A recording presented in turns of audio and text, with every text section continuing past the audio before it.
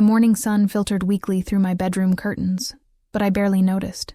My heart was pounding, my mind racing with anticipation for the culmination of years of hard work. Graduation day, the day I had envisioned for so long, was finally here, yet an icy dread gripped me. I opened my closet, expecting to see my cap and gown neatly folded, and froze. They weren't there. A note lay on my dresser in my father's scrawled handwriting. "You don't deserve to be here." My chest tightened, the words cutting deeper than any argument we'd ever had, a bitter betrayal I could not have imagined. I spun around, my eyes scanning the room in disbelief, hope clinging stubbornly despite the message. My father, Richard, had always been demanding, critical, and impossible to please, but this felt like something different, something personal and cruel. Memories of late nights studying, early mornings finishing assignments, and sacrifices made in silence all flashed before me. He had always belittled my achievements, undermining my confidence, but never openly sabotaged me before. My hands trembled as I picked up the note again, rereading the cruel words that seemed to mock every effort I had made. I ran to the living room, my footsteps echoing against the hardwood floors. My mother, Lydia, sat nervously on the sofa, her hands fidgeting in her lap as if bracing for an explosion. "Mom, he hid my cap and gown," I stammered, my voice quivering with panic and hurt. Lydia's eyes widened, guilt and fear reflecting in her gaze. She opened her mouth, then closed it, unable to form words, caught between confronting my father and staying loyal to him. The silence in the room was heavier than any words could have been. Frustration boiled inside me, and tears welled up as I tried to think. How could he do this? Graduation was supposed to be my moment, a celebration of all the obstacles I had overcome.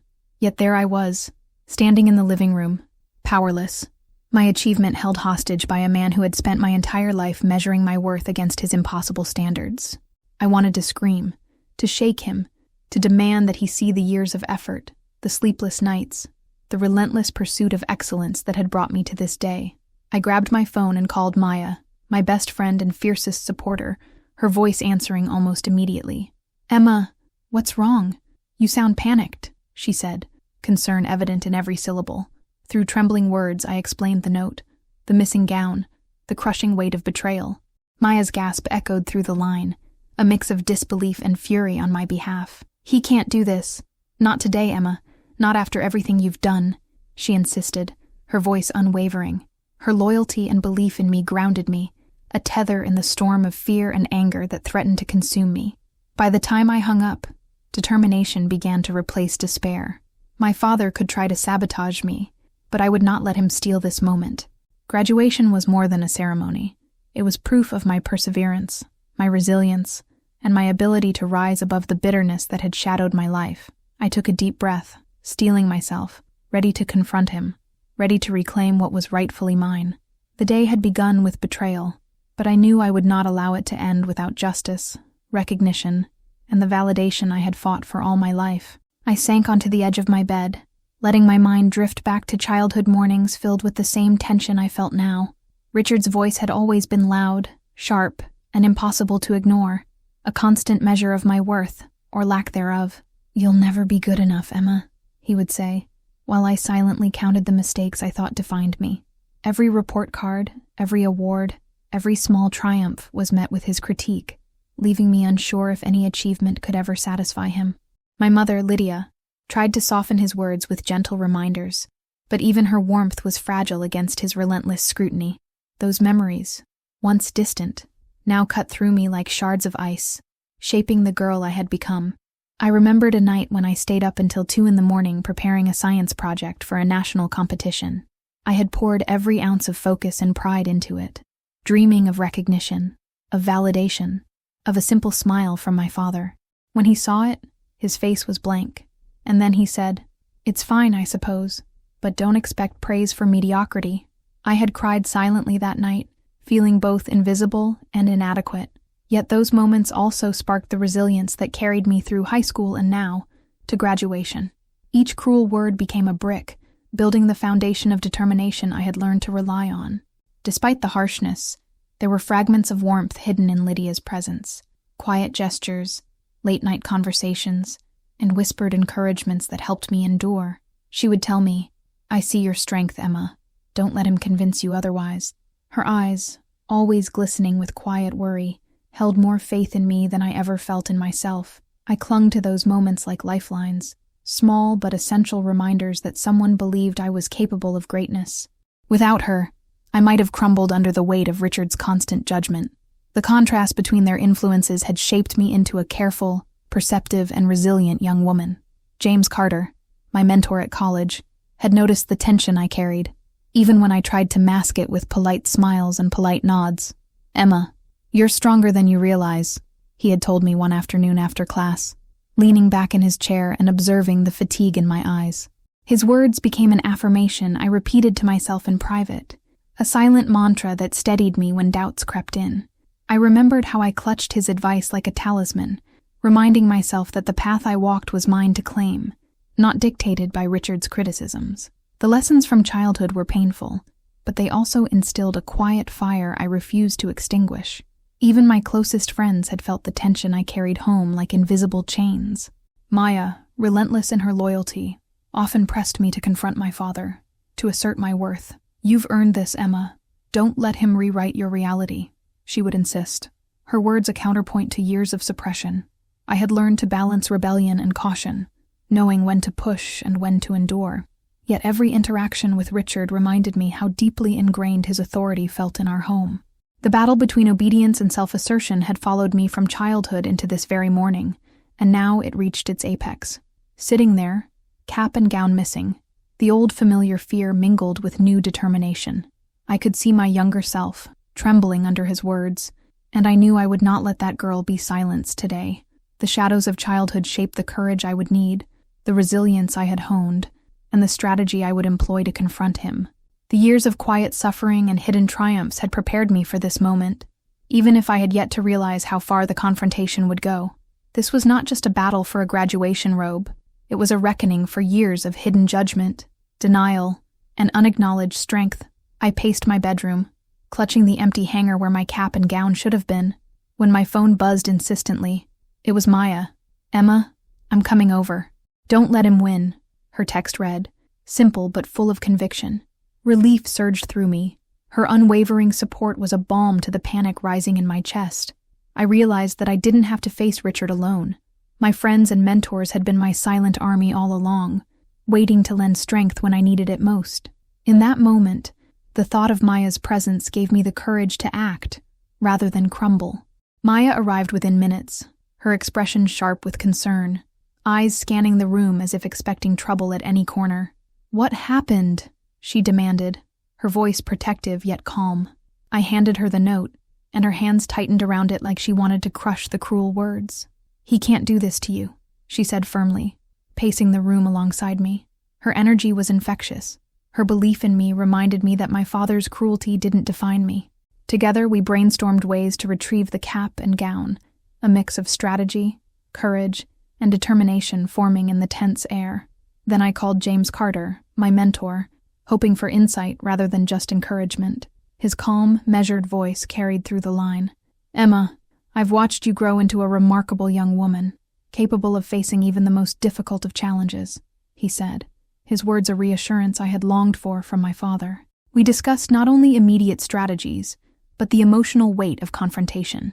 James reminded me that my worth was not dictated by Richard's approval. He helped me see that the act of standing up for myself would not only reclaim my graduation, but also assert the self-respect I had cultivated over years of struggle. While Maya and James provided clarity, my mind kept wandering to Richard. Why now? After years of grudging acknowledgement, would he sabotage the one day meant to celebrate my accomplishments? I couldn't ignore the possibility that his actions were motivated by something deeper: fear, unresolved resentment, or a secret he had never shared. The thought gnawed at me, a shadow over the strategy we were building. Maya noticed my distraction and laid a reassuring hand on my shoulder. "We'll figure this out, Emma. But you have to face him, not just the missing gown," she said, her tone both gentle and firm. I realized the morning was no longer about panic or frustration alone. It was about uncovering the layers beneath my father's behavior. His cruelty had always felt arbitrary, but perhaps it was masking deeper struggles. James encouraged me to approach the situation with both courage and empathy, understanding that acknowledging the pain Richard carried could be as important as reclaiming my rightful place in the graduation ceremony. This insight was bittersweet. It softened the anger without diminishing the urgency of action. I felt a strange mixture of anticipation and dread. With Maya by my side and James's words echoing in my mind, I felt a spark of resolve. Today was my day, but it had become more than a personal victory. It was a chance to confront decades of misunderstanding, judgment, and hidden truths. I would not allow fear or past trauma to dictate the present. The missing cap and gown were merely the catalyst for a reckoning long overdue. Every moment I had endured, every harsh word and dismissive glance, had built the foundation for this confrontation. And now, armed with allies and insight, I knew I was ready to face Richard, whatever the outcome. I tore through my room once more, rifling through drawers and under the bed, heart pounding with each passing second. The missing cap and gown were more than just fabric. They were proof of my perseverance, validation of years of dedication, now cruelly withheld.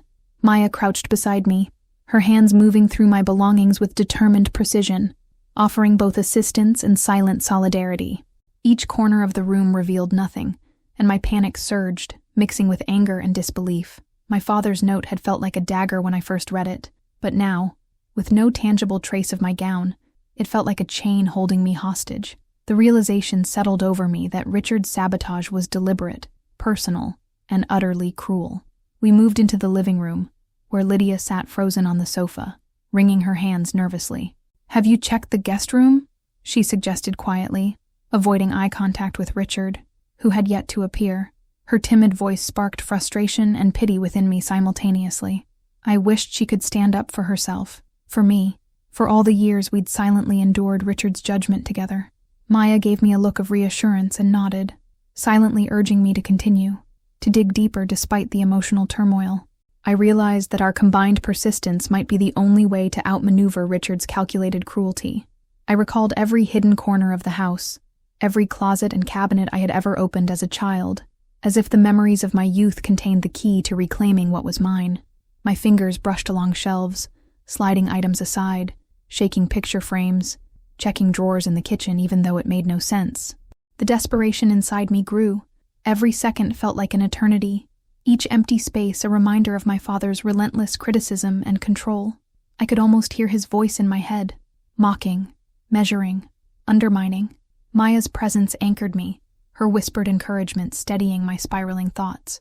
It was a test of resolve, patience, and courage, one that I was determined to pass. Then, a subtle detail caught my eye. A folded piece of fabric sticking out from the back of Richard's coat closet. My breath hitched. I rushed over, trembling with hope and trepidation, heart racing as I recognized the familiar folds. It was my gown. Relief and anger collided within me. The physical proof of my father's betrayal lay before me, hidden yet attainable. I snatched it from the shadows, fingers clenching tightly, my pulse surging with adrenaline. Maya let out a small cheer, careful not to draw attention, but the triumph in her eyes mirrored the validation I felt. Just as I held the gown close, the unmistakable sound of my father's voice echoed from the hallway. "Emma, what are you doing?" Richard demanded, stepping into view with a cold, calculating stare. My chest tightened as I realized the confrontation I had been building toward had arrived unbidden. Maya stepped forward, subtly protective, while I squared my shoulders, refusing to show fear. Richard's gaze shifted between us, narrowing in anger, as if daring me to act against him. The moment had arrived, the test of my courage, my resilience, and my ability to reclaim what had always been mine. I straightened my back, holding the gown firmly against my chest, voice steady despite the tremor beneath. "I'm taking what belongs to me," I said, each word deliberate and unwavering. "You may have tried to hide it, but I earned this, every single step of the way." Richard's expression flickered, a mixture of fury and something I couldn't yet name, as if my defiance both surprised and unnerved him. Lydia watched silently, torn between fear and pride, while Maya's steady presence reminded me I wasn't alone. In that charged moment, I understood that this was more than a search. It was the beginning of a confrontation that would reveal truths far deeper than a missing graduation gown. I held my cap and gown tightly, but the anger simmering inside me demanded more than mere retrieval. It demanded understanding. That's when my eyes fell on a stack of old envelopes tucked behind a drawer in Richard's study, their edges yellowed with age. Each one bore his familiar scrawl, addressed to me in a hand that had always seemed so distant. Hesitation tugged at me, but curiosity and a desperate need for answers won. I grabbed the first envelope, feeling a strange mix of dread and anticipation, as if these letters could illuminate years of shadowed memories. I tore open the envelope and began reading. The words were raw, filled with regrets, confessions, and apologies that I had never expected from him. "I never knew how to show you my pride without scaring you," one letter began, revealing a side of Richard I had never seen. Each line peeled back layers of his anger and criticism, revealing insecurities, fears, and sacrifices that had gone unnoticed. For the first time, I glimpsed the man behind the harsh words, the father who had been trapped in his own unresolved struggles. My chest tightened with a mix of empathy, anger, and disbelief, each emotion battling the other. Another letter recounted a night years ago when Richard had wanted to shield me from a family financial crisis he believed I would never understand. He admitted he had been strict, harsh, and sometimes cruel to prepare me for a world he feared I wasn't ready for. Reading his words, I felt my perspective shift, but the sting of betrayal from the morning still burned sharply. Maya, sensing my internal conflict, leaned closer, whispering, "See? There's more to it than just cruelty." Her steady presence reminded me that understanding didn't mean excusing, and that the confrontation looming ahead needed clarity as well as courage. The letters were not just confessions. They were a trail leading to hidden truths that even my mother hadn't fully grasped. Lydia, watching from the doorway, said nothing, her eyes reflecting both regret and relief, as if she had longed for this moment of revelation. One particular letter spoke of Richard's own father, a man who had been distant, critical, and unyielding, the same way Richard had been with me. Generations of unresolved pain, unspoken expectations, and rigid pride had flowed down into our family. My anger wavered, replaced momentarily by a sense of sorrow and empathy I hadn't anticipated. As I sifted through more letters, a hidden photograph slipped out, a picture of Richard as a boy, sitting alone in a dimly lit room, holding a book with trembling hands. The vulnerability in his young eyes mirrored my own experiences, and I realized that much of his harshness had been shaped by his past, not just aimed at me. I felt a strange mixture of vindication and sorrow, anger and understanding coexisting uneasily within me. Maya squeezed my hand gently, grounding me as I processed the complexity of what I held in my hands. The missing gown was no longer just a symbol of my achievement. It was a key unlocking hidden family truths. By the time I put the letters down, my resolve had transformed. I understood Richard's motives in part, yet the betrayal of this morning could not be erased. I had to confront him, not just for the gown, but for the truth, for acknowledgement, and for my own dignity. Maya and I exchanged a silent nod, an unspoken agreement that the confrontation would come, and that I would be ready. The letters had given me insight, but now they had also given me power, the power to face my father, demand recognition, and claim what was rightfully mine. Today, graduation would not be stolen, not by fear, not by anger, and not by decades of unspoken shadows. By the time I clutched the last of the letters, the clock had crept past the hour I was supposed to arrive at the graduation ceremony. Panic and frustration collided within me, threatening to steal the small spark of triumph I still carried. Maya's hand on my shoulder grounded me, reminding me that even if I was delayed, I still had options. "We'll figure this out," she whispered, her eyes fierce and unwavering. Lydia hovered nearby, torn between stepping forward and remaining silent, a ghost of her usual gentle encouragement. Every second ticking by felt like a countdown, each one amplifying the stakes of Richard's cruel interference. I called James Carter, my mentor, hoping his calm presence could cut through the chaos and help me devise a plan. "Emma," he said in his steady voice, "you've overcome every obstacle in your path. This is no different. Focus on what you can control." His words were a lifeline, steadying the racing storm inside me. I realized I had choices: panic and give in or act decisively, no matter how uncomfortable the confrontation with my father might be. James reminded me that courage was not the absence of fear, but the willingness to act despite it. I drew a deep breath, centering myself, knowing the next few minutes would define the morning. I turned to Maya, determination etched on my face. "We have to move now. I can't let him ruin this day." She nodded immediately, her energy matching mine, and together we devised a route to reclaim the ceremony. Part of me ached at the thought of facing Richard again, seeing his anger flare like it always did when I defied him. But the letters had shifted something in me, an understanding that I could confront him without being broken by his words. The balance between fear and resolve created a dangerous yet exhilarating tension. Lydia's quiet voice broke through my focus. "Emma, be careful," she said, her eyes glistening with unshed tears. I wanted to reassure her, to tell her I had this under control, but the truth was I didn't know what awaited. The gown in my hands was a symbol of my achievements, but it also symbolized years of unspoken frustrations and unmet expectations. If I could reclaim it in the ceremony, it would mean more than a mere graduation. It would be proof of my resilience, a declaration that I was worthy of recognition despite decades of judgment. The front door loomed ahead, a gateway to both triumph and confrontation. Richard's presence could appear at any moment, a calculated obstacle designed to intimidate me further. I steeled myself, recalling every lecture, every supportive conversation with James, every moment Maya had stood by me. My resolve solidified. I would not allow fear, hesitation, or past abuses to dictate my future. I adjusted the gown carefully, making sure it was pristine, as if to show that no cruelty could tarnish what I had earned. With a final glance at my mother, Lydia, who nodded faintly but meaningfully, I stepped forward. Each footfall carried a mixture of anger, hope, and determination. Maya matched my pace, her presence a silent vow that I was not alone.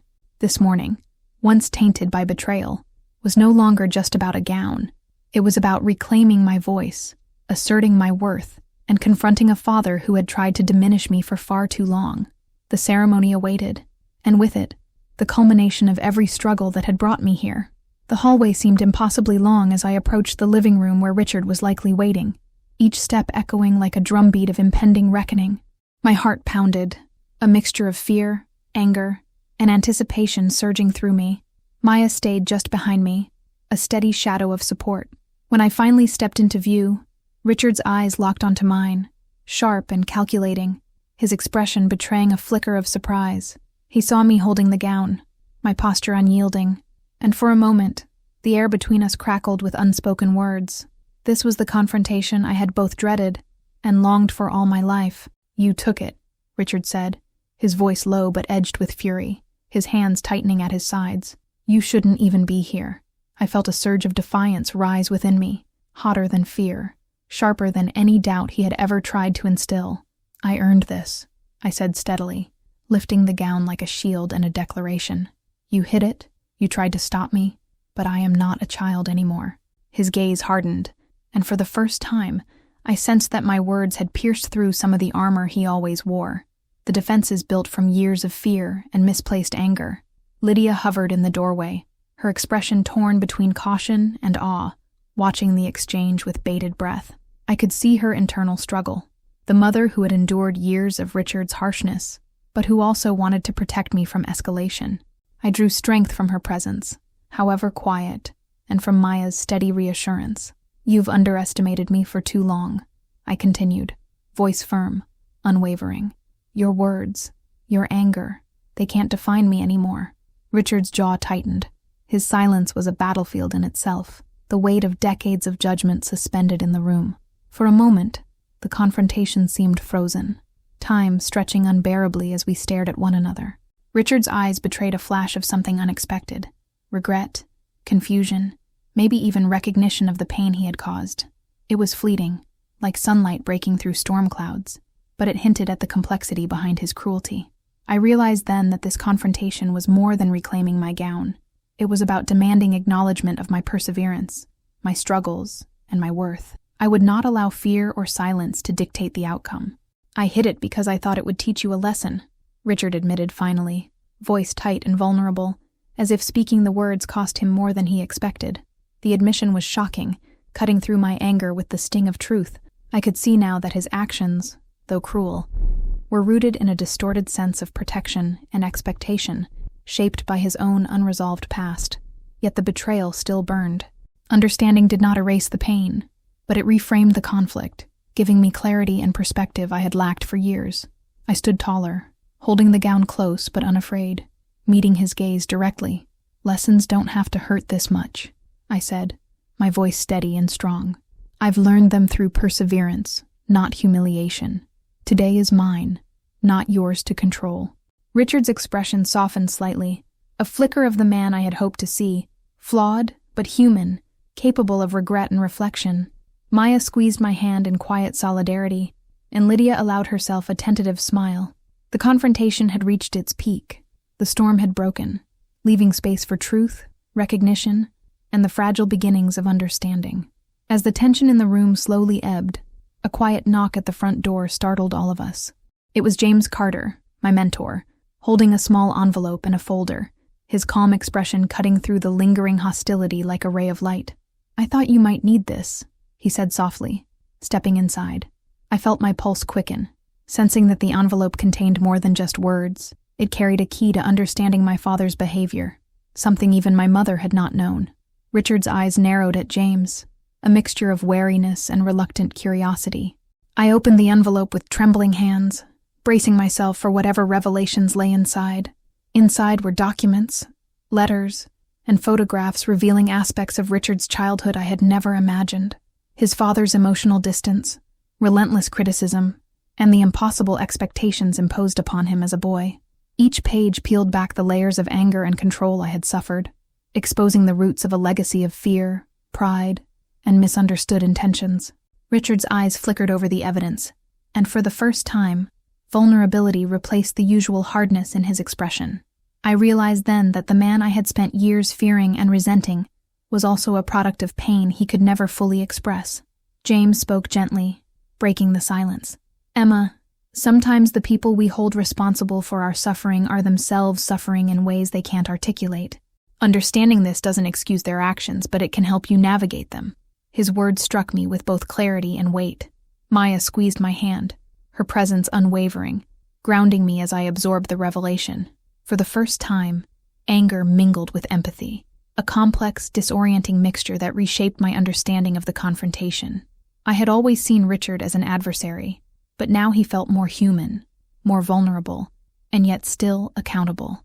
Richard, uncharacteristically quiet, finally spoke, his voice low and uncertain. "I never wanted to hurt you, Emma," he admitted, his eyes avoiding mine for a fleeting moment. "I thought I was preparing you for a harsh world, the way I was never prepared." The words were both confession and plea, a window into a fractured soul seeking redemption. I realized that the morning's conflict, which had seemed so black and white, was now painted in shades of gray. The missing gown had become a symbol not only of my achievement, but also of my father's complicated humanity. Lydia, who had remained quiet throughout, finally stepped forward, her expression softening. "Emma, I see now how much you've endured, how strong you've become," she whispered. Her words were gentle, laden with pride and relief, providing an emotional counterbalance to the storm that had raged in the room for years. I felt a wave of gratitude and love toward her, realizing she had endured her own silent battles, shielding me in ways I had only just begun to understand. The room, once a battlefield, now felt like the first step toward reconciliation.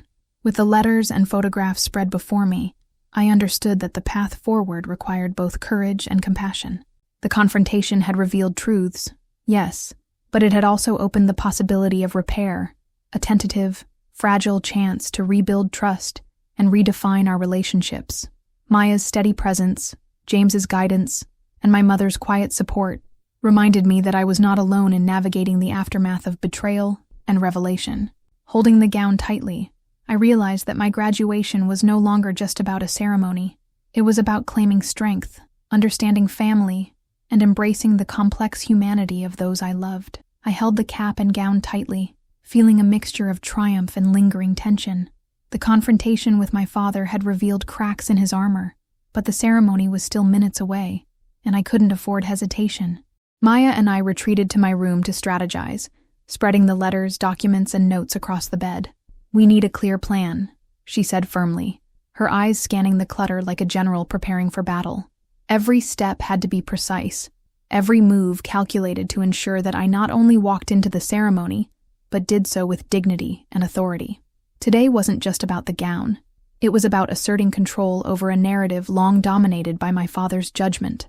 I thought about the order of events, the route to the auditorium, and how Richard might try to interfere again. My mother, Lydia hovered in the background, quiet yet supportive, her eyes full of encouragement. I realized that this was a family battle as much as a personal triumph, a chance to redefine how we interacted, how respect was earned and given. Maya's presence was grounding, her steady confidence a mirror reflecting my own growing courage.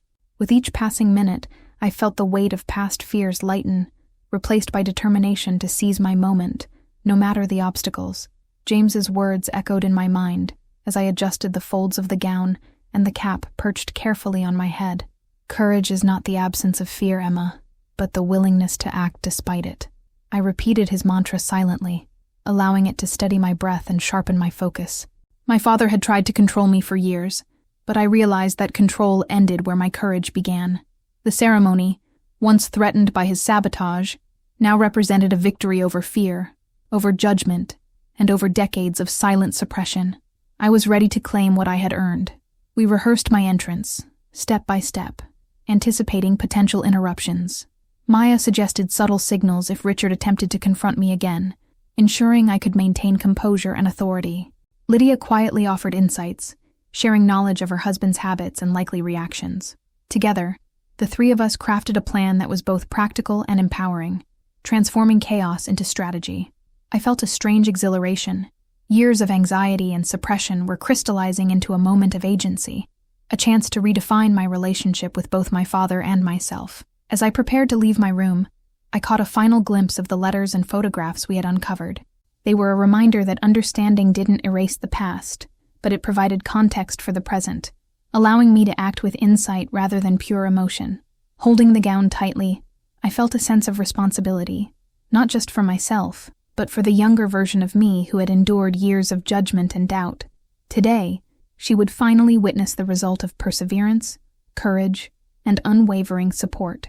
With one last deep breath, I opened the door and stepped into the hallway, my posture straight, my gaze forward, and my heart steady. Maya flanked me, silent and protective, while Lydia followed closely behind, her presence a comforting reminder of home and hope. Richard's eyes met mine as I passed, a silent challenge hanging in the air. I didn't flinch. Today was no longer about his judgment. It was about my achievement, my voice, and my choice to stand tall. The ceremony awaited, and with it, the culmination of years of struggle, courage, and the reclaiming of my rightful place. The auditorium doors loomed before me, the distant murmur of applause and chatter filtering through like a reminder of the world waiting beyond my fears. I gripped the edges of my cap and gown, feeling their weight as both armor and emblem of everything I had fought to achieve. Maya squeezed my hand, a quiet signal that we were ready. Lydia lingered behind, a soft presence of encouragement. My heart pounded in rhythm with my steps, each one a defiance against years of doubt and judgment. This was the moment I had imagined countless times, yet now it was far more charged than I had ever anticipated. As I stepped into the auditorium, eyes turned toward me, a ripple of recognition passing through the crowd. Friends, classmates, and mentors offered smiles and nods of encouragement, their support a tangible force lifting me forward. I scanned the audience, expecting to see my father's disapproval, but also aware of the letters, the revelations, and the confrontation that had prepared me for this walk. Each step was deliberate, steady, a silent assertion of my presence, worth, and triumph over obstacles that had once seemed insurmountable. I could feel the weight of history, expectation, and achievement pressing down, yet I moved forward unflinchingly. Richard sat rigidly in the front row, his eyes fixed on me with a tension that mirrored my own, a battle of pride and regret, playing out silently between us. I met his gaze without wavering, a steady fire in my eyes, silently declaring that I was no longer a child shaped by fear. The moment was electric, a collision of past grievances and present courage, an unspoken acknowledgement that the dynamic had shifted irreversibly. I felt the letter's impact once more, understanding the man behind the anger without surrendering my rightful space. The auditorium seemed to hold its breath, waiting for me to take the final steps toward triumph. The stage rose before me like a small island of destiny, and as I approached, applause surged, a wave of recognition and validation washing over me. My classmates cheered, professors smiled, and I could hear James's quiet voice in the crowd, proud and unwavering. Each cheer fueled my determination, every clap reinforcing the power of my resilience. I lifted my chin, walked with confidence, and allowed the moment to solidify itself in my memory. I had earned this not just for the ceremony, but for every trial, every harsh word, and every quiet struggle that had led to this very second. I reached the podium, my hand trembling slightly as I adjusted the gown and cap, yet my voice remained steady.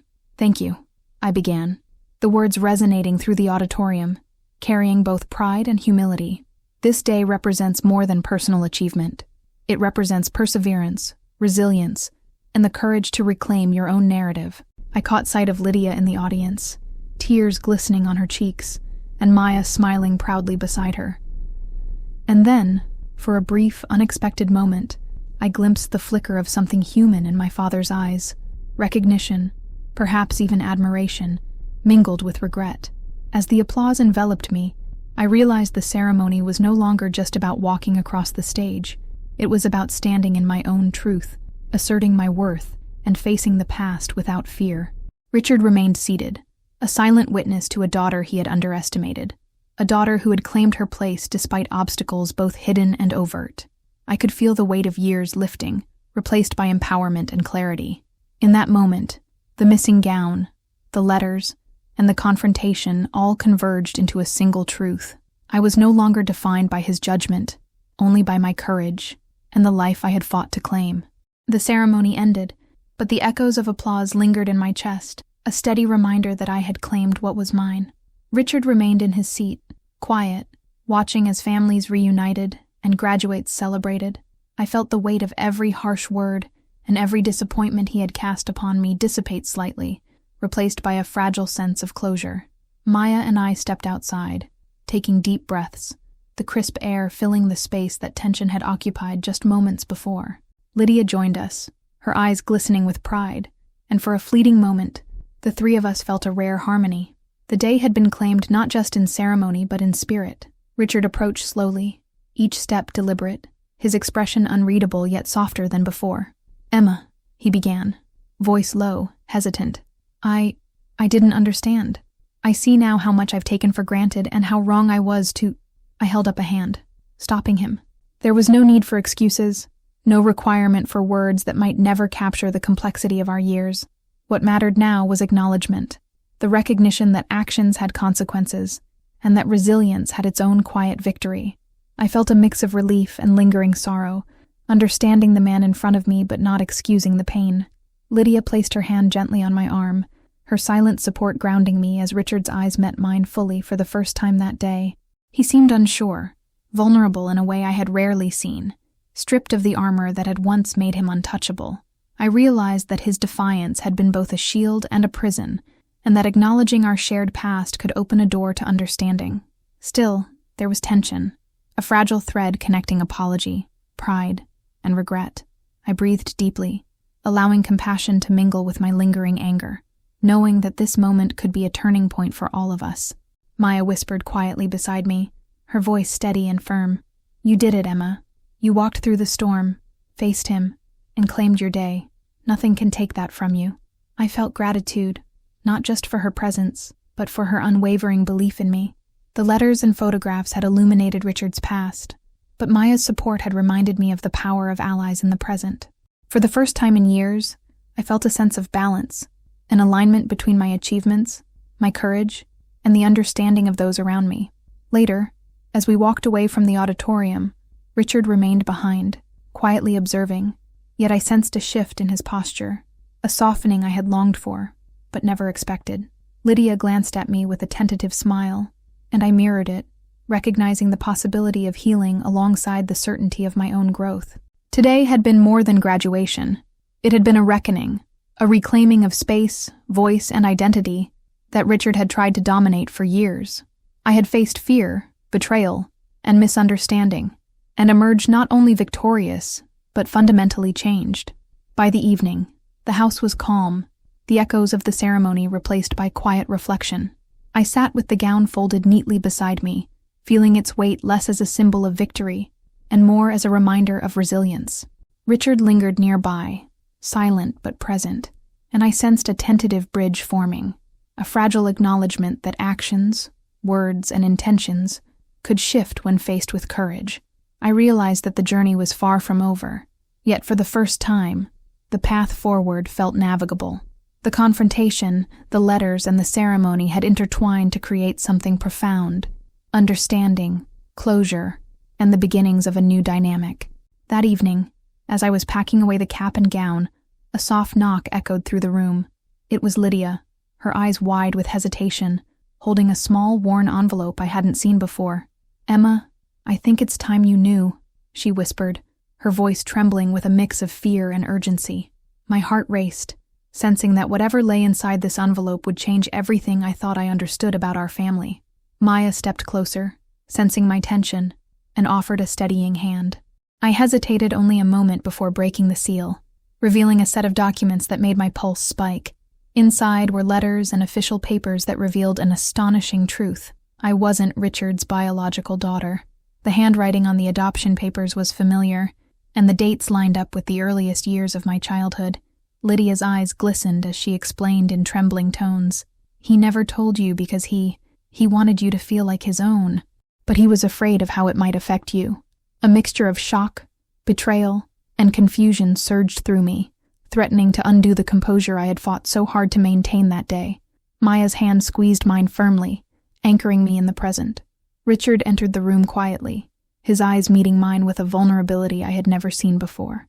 "Emma, I wanted to tell you, so many times," he said, voice strained, "but I didn't know how. I wanted you to feel safe, to know you were loved, without the fear that biology might somehow change that."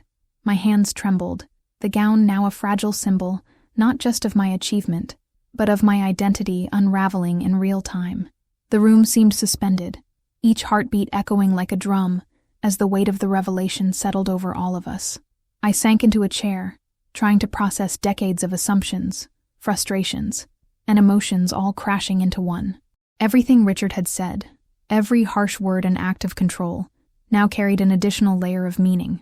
Perhaps his cruelty had been an overcompensation, a desperate attempt to hold on to a family he feared he might lose in ways I never imagined.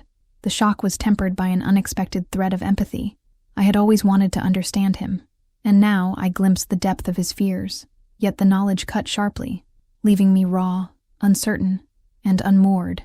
Maya whispered softly, "Emma, this doesn't change who you are.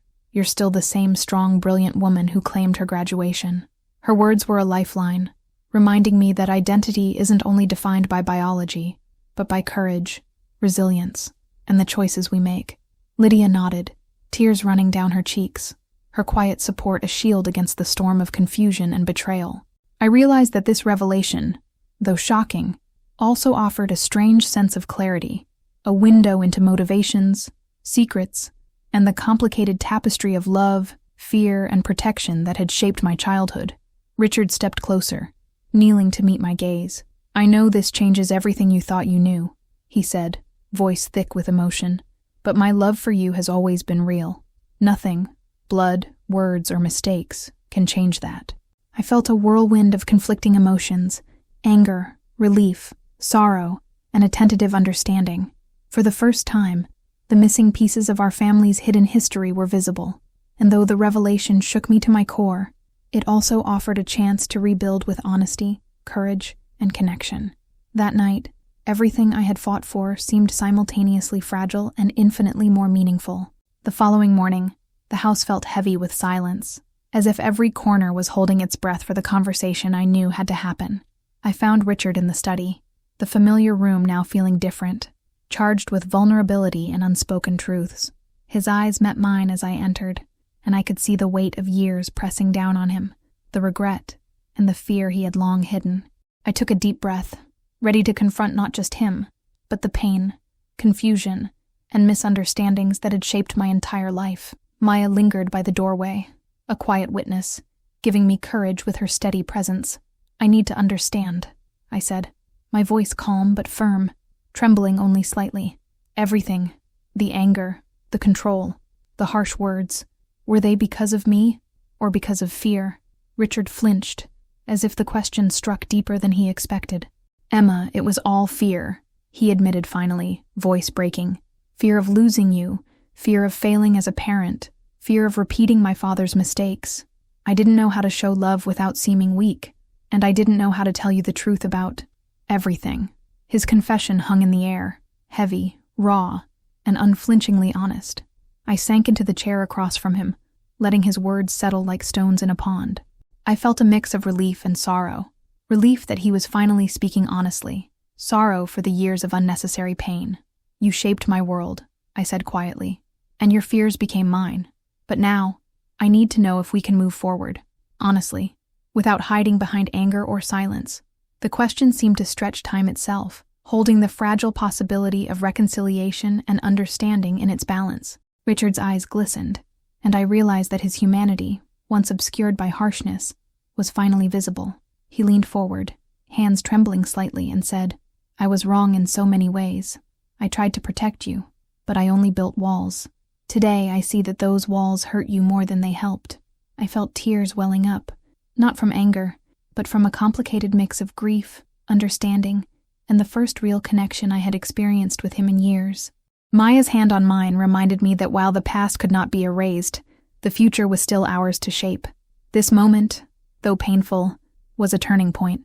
We spent hours in the study, sifting through memories, letters, and documents together, confronting each wound with honesty. Richard spoke of his father's cruelty, his own mistakes, and the isolation he had felt raising me under impossible expectations. I shared my own pain, my doubts, and the long shadows cast by his anger. It was exhausting, raw, and terrifying, but with each confession and acknowledgement, the tension loosened, replaced by a fragile understanding neither of us had dared hope for before. By the evening, we were no longer adversaries, but people attempting to rebuild trust on unfamiliar ground. The revelation of my adoption, once a source of shock and betrayal, became a lens through which to view our shared humanity. I realized that confronting the past did not erase it, but it allowed us to navigate it consciously, with courage and empathy. The house felt warmer, lighter, infused with the tentative hope that connection and understanding could coexist with the scars of years spent in fear and silence. The morning light streamed through the windows, illuminating the living room in a warm, forgiving glow. Richard sat across from me, the letters and documents from the past week spread out like a map of our shared history. Lydia moved quietly between us, her presence softening the tension that had defined our family for years. I felt a sense of calm I hadn't experienced in decades, a fragile but real bridge forming between father, daughter, and mother. The revelation of my adoption, the confrontation, and the ceremony had all been catalysts, and now, in this quiet morning, the slow work of healing began. We started with small gestures, words chosen carefully but filled with truth. Richard apologized again, not for being human, but for the pain his fears and insecurities had caused me. I spoke of the years I had carried resentment, frustration, and misunderstanding, acknowledging the ways it had shaped my own behaviors. Lydia encouraged dialogue, reminding us that patience and empathy could dismantle the walls built over generations. Each conversation was painstaking but necessary, each acknowledgement a brick in the foundation of a new relationship. I felt the weight of old grievances lifting, replaced by the tentative strength of understanding. Maya stayed by my side, her quiet support a reminder of the importance of allies in moments of vulnerability. We laughed softly over small memories from my childhood, the moments once overshadowed by tension, now illuminated by love and recognition. Richard joined in, his laughter hesitant but genuine, bridging a gap I had long thought untraversable. It was a surreal feeling, to witness the father I had feared and resented showing warmth and vulnerability simultaneously. For the first time, I allowed myself to believe that reconciliation was possible, that trust could be rebuilt with time and conscious effort. By midday, we had shared a meal, simple and unpretentious, yet filled with an intimacy previously denied to us. We talked about the future, not as a continuation of past mistakes, but as a conscious effort to honor growth, honesty, and understanding. Richard asked questions about my experiences, my ambitions, and my struggles. Listening attentively without judgment, I realized that healing required more than words. It required actions, attentiveness, and a willingness to confront discomfort for the sake of connection. The house felt alive with possibility, a stark contrast to the oppressive atmosphere of past years. I found myself reflecting on the journey, the stolen gown, the confrontation, the letters, and the revelation. Each event, painful and shocking in its own way, had shaped the path to this fragile reconciliation. I understood now that healing was not a destination, but a continuous process, a choice made every day through empathy, honesty, and courage. The weight of past expectations and judgments had not vanished, but it no longer controlled me. I felt empowered, grounded, and ready to embrace both the present and the uncertain future with clarity. As evening approached, I stood at the window, watching the sky turn shades of orange and pink. Richard joined me silently, his presence no longer threatening, but quietly supportive. Lydia brought tea, and we shared a moment of quiet reflection, a family present in body and spirit, even as we continued navigating the complexities of our relationships. The pain of the past lingered like a shadow, but it no longer dictated our actions or emotions. For the first time, I could imagine a future defined not by fear, judgment, or secrets, but by connection, understanding, and the courageous choices we made together. The morning of the celebration arrived, not a graduation this time, but a small family gathering to mark my achievements and the newfound understanding between us. The air was crisp, filled with anticipation, laughter, and the faint aroma of fresh pastries Lydia had baked. Richard moved quietly around the room, more tentative than usual, yet there was a softness to his gestures that had never existed before. Maya adjusted the flowers on the table, her presence calm, anchoring me to the moment. I felt a sense of completion, a chapter closing not in anger or resentment, but in fragile triumph and hope. Yet deep down, I sensed one more revelation still awaited. As we sat down, a knock at the door echoed through the small living room. Lydia went to answer, and I noticed the way Richard's eyes widened subtly, a flicker of surprise passing over his face. A man stepped inside, holding an old photograph and a folded letter. "I think you should see this," he said gently, turning to Richard. My heart skipped, recognizing the man from one of the documents James had shown us weeks before. The tension surged instantly, sharper than any confrontation we had faced, as though the past and present were colliding in one impossible moment. He handed the letter to Richard, who opened it with trembling hands. As his eyes scanned the pages, I watched his expression change: shock, disbelief, and finally, a mixture of awe and grief. The letter revealed a secret Richard had never known. He had a long-lost sibling, someone who had been searching for him for decades, unaware of the complicated family he had left behind. The photograph, yellowed with age, captured a young boy with Richard's unmistakable features. I felt my pulse quicken, the room vibrating with the weight of history, revelation, and the promise of connection beyond the family we had painstakingly begun to repair. Richard turned to me, voice shaking but filled with urgency. "Emma, this changes everything. There's someone I've never known, someone who is family, and they've been trying to find me all this time." I felt a surge of empathy, realizing that the journey of discovery, courage, and reconciliation was far from over. My own experiences had prepared me to face fear, uncertainty, and emotional chaos, and now my father faced the same. In that moment, the roles of parent and child blurred. I understood his vulnerability in a way I had never imagined, and yet I felt empowered to support him as he navigated this revelation. We gathered around, reading the letter together, absorbing every detail of a sibling lost to time, but connected through blood, longing, and hidden truths. Lydia, Maya, and I exchanged glances, the weight of the discovery settling like a new layer in the foundation of our fragile family. Richard's eyes glistened, and I realized that his expression mirrored my own emotions: wonder, grief, and a cautious hope. This new revelation did not erase our past conflicts or the years of pain, but it expanded our understanding of love, family, and the unbreakable threads that connect us across time and secrets. That evening, we made the first call to reach the long-lost sibling, the room filled with nervous excitement and the tremulous energy of possibility. The connection we established was fragile yet profound, a testament to the resilience, courage, and empathy that had carried us through decades of misunderstanding and pain. As I watched Richard speak with the voice of a man finally confronting both the past and the unknown, I felt a deep sense of completion. My journey, once defined by humiliation, anger, and longing, had come full circle, not just through my achievements, but through courage, revelation, and the healing power of truth. I stepped outside, taking a deep breath of the crisp evening air, the gown from my graduation long stored away but still a symbol of triumph and resilience. Maya and Lydia joined me, smiling softly, the three of us bound not only by shared struggle, but by the conscious choice to face life's revelations with courage and love. Richard lingered nearby, speaking on the phone with a new family member, his voice tentative but filled with hope. I realized, in that quiet, electric moment, that life's greatest triumphs are not always in ceremonies or accolades, but in the reclamation of identity, the embrace of truth, and the courage to forgive, understand, and love, even when the past has tried to break us.